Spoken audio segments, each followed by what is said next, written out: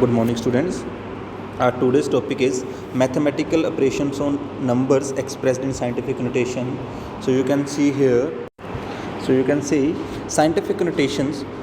If we have number 4683.507, and we are expressing it as 4.683507 into 10 raised to power something.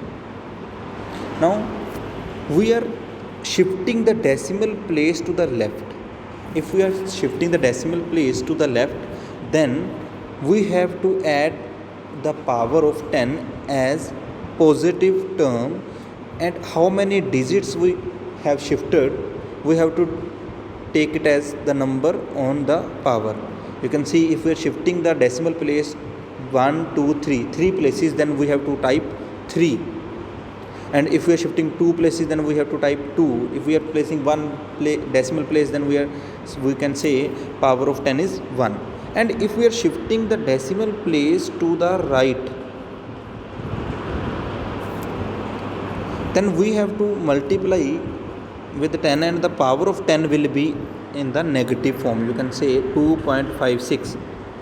It means we are shifting the decimal place to the right, and power of 10 will be in the terms of negative term. And 1 2 3 4 decimal places are there, so we will write it as here type 4. So you can say if you shift the decimal place to the left, then the power of 10 will be positive, and if you shift the decimal place to the right, then the power of 10 will be negative.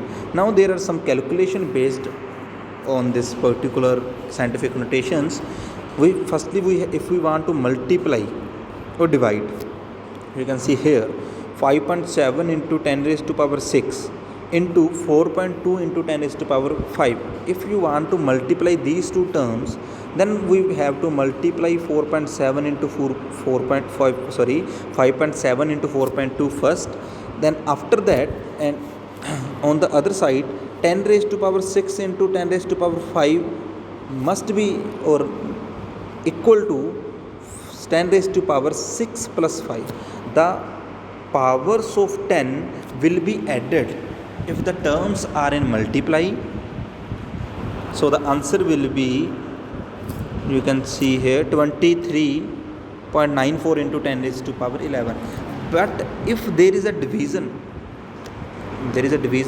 then the numbers given ahead can be divided, and the powers of 10, if here power of 10 raised to power 6, and here in 10 raised to power 3 is there, then when division is there, then the powers of 10s will be subtracted from each other. So here the power of answer, in the answer power of 10 will be 3.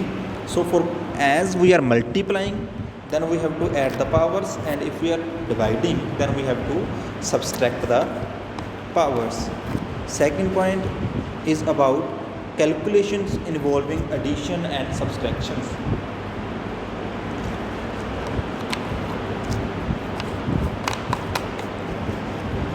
You can see here, if we are adding 4.656, I am zooming it. If we want to add 4.56 into 10 raised to power 3 and 2.6 into 10 raised to power 2, then firstly we have to make the power of 10 equal. We have to make the power equal. So 4.56 into 10 raised to power 3 and 2 plus 2.62 into 10 raised to power 2. Either we will convert this power into 10 raised to power 3 or this into 10 raised to power 2. So if we are doing, or if we are converting this 4.56 into 10 raised to power 3, we are converting it into 45.6 into 10 raised to power 2, because as we shift the decimal place to the right, the power of 10 will be subtracted or less.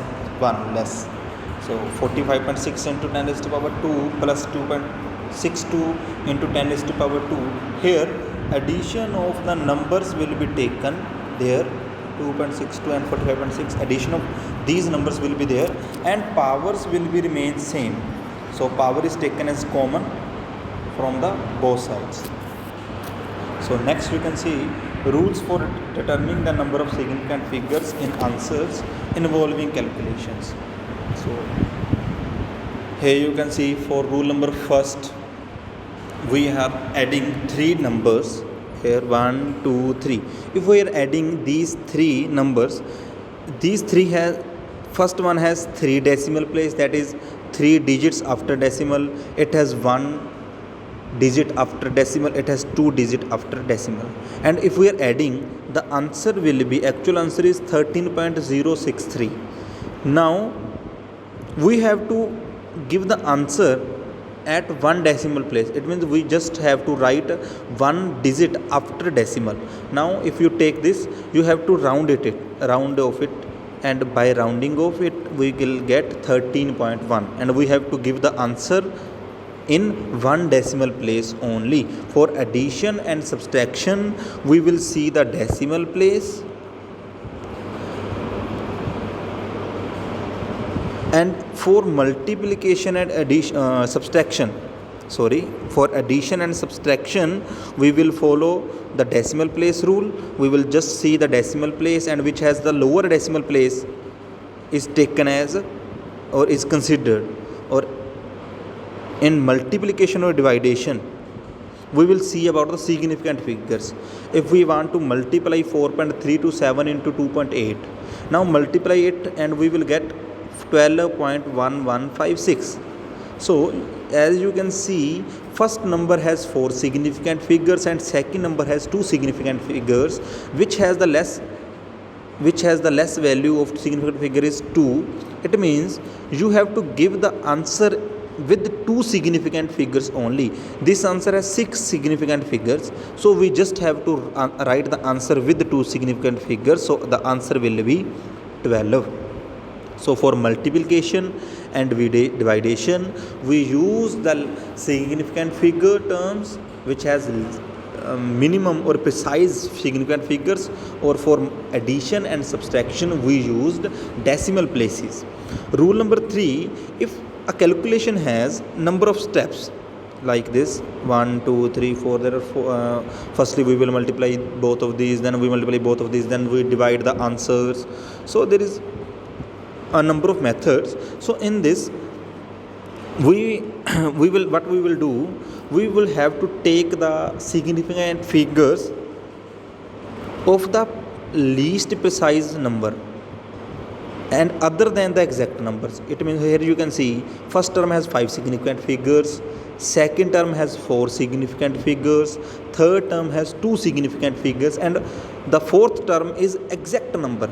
So you have to exclude the exact number. It means you don't have to take any significant figure of exact number, you just have to focus on the decimal numbers. So here in these 3 terms, minimum significant number is of 0.34, that is minimum significant number is 2. So the answer is actual answer is 0.7692988.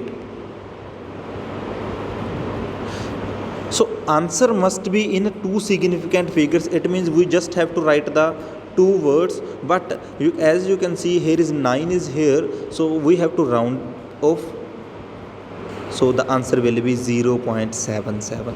So these are the rules, you can see. So these are some examples, some sample problems. You have to do it on your notebook. Please, you can also take the screenshot of it, but I will also send you the PDF of first chapter in the group. Last topic or last basic topic of this chapter is dimensional analysis or unit factor method. In this we will convert one units into another units. As you can see here, examples are other. We are using the example, if we have 1 kilogram, I say 1 kilogram is equal to 1000 gram. Now according to unit factor method, we will write 1 will be equal to 1000 gram upon 1 kg. So this is the base of unit factor method. So by this we can convert a lot of units. You can see here first example, A man has weighs 170 pounds and we want the weight of that man in kilogram, and we are given with 1 kilogram is equal to 2.505 pound. So as 1 kg is equal to 2.205 lb, that is pounds. So 1 is equal to 1 kg upon 2.205 pounds. So if a man weighs 175 lb, that is pound, so we will multiply 175 pounds on both sides of the equation into 1 is equal to, you can say, 1 kg upon 2.205 lb into 175 lb. lb is cut with lb, and after solving this equation we will get, you can see here, we will get 79.4 kg. In this way, by using unit factor method, you can convert one type of units into another, and you can also use this method to solving some problems. As you can see, what is the mass of an aluminium block whose dimensions are this, this and this, and whose density is 2.7 gram per centimeter cube. So in this given that 1 inch is equal to 2.54 centimeter, so unit will be equal to I am writing again, 1 will be equal to 2.54 upon 1 inch, 2.54 centimeter. So this is your basic rule. Now we have to convert all the three terms into the centimeter. So these are 2 inch. 2 inches into 1 will be equal to 2.54 centimeter upon 1 inch into 2 inch. Inch is cut with inch, and as we multiply this, 2 4 the 8, 2 5 the 10, 2 to the 4, 5.08 centimeter. In this way, one length is converted, or one dimension is converted into centimeter, and another dimension is again converted into centimeter, third dimension is again converted into centimeter. So as the three converted into the centimeters, so you can see here, when we multiply this with this, 2.0 inches into 2.54 centimeter upon 1 inches, we will get the one unit in centimeter, one dimension in centimeter, then another, and then another. So by using the multiply of these 6 terms, we will get the volume. As you know, volume is equal to length into breadth into height. So we will get the volume in centimeter cube.